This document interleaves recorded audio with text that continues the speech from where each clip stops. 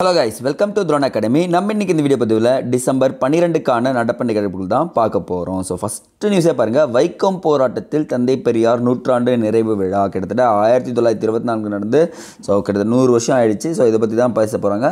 So இதை பற்றி நம்ம நாளைக்கு டெப்த்தாகவே பார்த்துடலாங்க. என்னென்னா இன்றைக்கி பாரதி இங்கே கொடுத்துருக்காங்க பாருங்கள். ஒன்றுபட்டால் உண்டு வாழ்வு, பாரதியின் கூற்றுப்படி வாழ்வோம் சொல்லிட்டு கொடுத்துருக்காங்க. ஸோ மகாகவி பாரதியின் 143வது பிறந்த நாள்.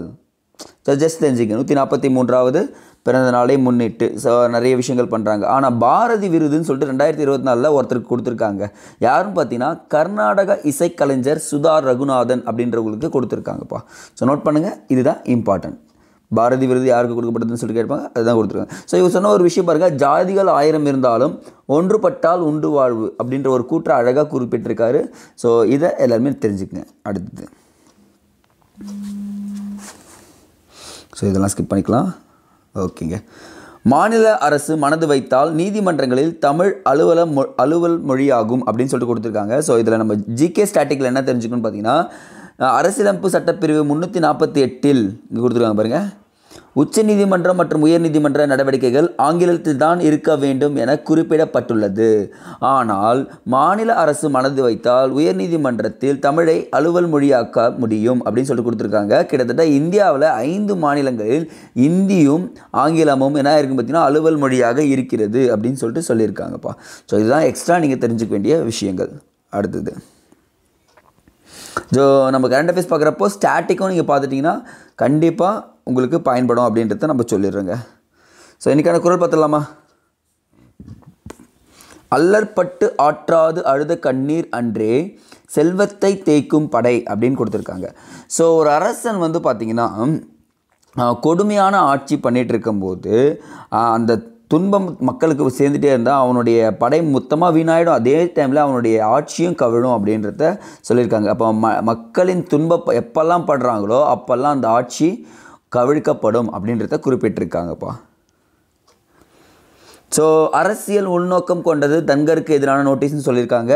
நமக்கு தெரிஞ்சுக்க வேண்டியது என்னென்னா 67B அப்படின்ற ஆர்டிக்கலை வச்சு மாநிலங்கள் அவையில் உள்ள துணை குடியரசுத் தலைவரை நம்ம என்ன பண்ணலாம் பார்த்தீங்கன்னா பதவி நீக்கம் பண்ணலாம். நம்பிக்கையில்லா தீர்மானத்தை கொண்டு வரலாம்னு சொல்லியிருக்காங்க. பதவி நீக்கம் கிடையாது, நம்பிக்கையில்லா தீர்மானத்தை கொண்டு இது வரைக்கும் பார்த்தீங்கன்னா துணை குடியரசுத் தலைவருக்கு எதிராக பதவி நீக்கம் கொண்டு வரப்படவில்லை. இதுதான் முதல் முறை அப்படின்றத சொல்லியிருக்காங்க. நோட் பண்ணிக்கங்க. ரிசர்வ் வங்கியின் ஆளுநராக சஞ்சய் மல்ஹோத்ரா பொறுப்பேற்றார் 26. இதை பற்றி நம்ம டீட்டெயிலாகவே பார்த்து வச்சு ஜஸ்ட்டு தெரிஞ்சுக்குங்க. அடுத்தது இதெல்லாம் வேண்டாம், ஸ்கிப் பண்ணிக்கலாம். நீங்கள் கொடுத்துருக்காங்க பாருங்கள்.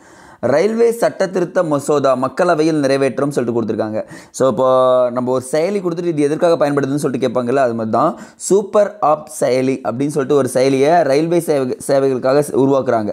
இது பார்த்திங்கன்னா பயணிகளின் சேவை மையமாக கொண்டும் இது உருவாக்கப்பட்டிருக்காங்க. என்ன பண்ணுறாங்கன்னா டிக்கெட் புக் பண்ணுறதுலேருந்து எல்லாமே ரொம்ப ஈஸியாக பண்ணுற மாதிரி பண்ணியிருக்காங்க. அப்போ சூப்பர் ஆப் செயலி எதனுடன் தொடர்புடையதுன்னு கேட்டாங்கன்னா ரயில்வேவுடன் தொடர்புடையது அப்படின்றத கொடுத்துருக்காங்க. ஸோ உங்களுக்கான கேள்வி கேட்டுடலாமா? இன்றைக்கி தெளிவாக ரிசர்ச் பண்ணி ஆன்சர் பண்ணுங்க பார்க்கலாம் கமெண்ட் செக்ஷனில். ரயில்வே பட்ஜெட்டும் பொது பட்ஜெட்டும் ரயில்வே பட்ஜெட்டும் இணைக்கப்பட்ட ஆண்டு எப்போன்னு சொல்லிட்டு சொல்லுங்கள். சிஸ்மி பிரிக்கப்பட்ட ஆண்டுன்னு ஒன்று இருக்கும், இணைக்கப்பட்ட ஆண்டுன்னு ஒன்று இருக்கும். அது என்னன்றதை டீட்டெயிலாக எனக்கு கமெண்ட் செக்ஷனில் கமெண்ட் பண்ணுங்கள்.